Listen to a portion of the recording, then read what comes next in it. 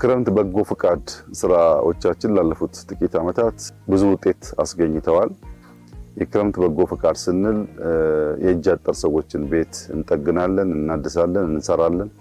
ሃውሲንግ ላይ የምንሰራው ስራ አንድ የክረምት በጎ ፍቃድ ስራችን ነው። ሀገር በቀል ዛፎችን እንተክላለን፣ ፍሩቶችን እንተክላለን። በአንዳንድ ቦታ ደግሞ ባህር ዛፎችን እንቀንሳለን። ይሄም የክረምት በጎ ፍቃድ ስራ አካላችን ነው። ከዚያ ውጭ የገጠር መንገዶች በእጅ የሚሰሩ ቀበሌን ከቀበሌ የሚያገናኙ፣ ሰፈርን ከሰፈር የሚያገናኙ መለስተኛ ድልድዮች በህዝብ አቅም የሚገነቡ ይሰራሉ። ፋርማሲዎች ይገነባሉ። የመዋለ ህጻናት ትምህርት ቤቶች ይገነባሉ። በእነዚህ ሁሉ ስራ ውስጥ በመንግስት በጀት የማይሸፈኑ ነገር ግን የማህበረሰቡን የዕለት ተዕለት ችግር የሚፈቱ በርካታ ውጤታማ ስራዎች ሲሰሩ ቆይተዋል።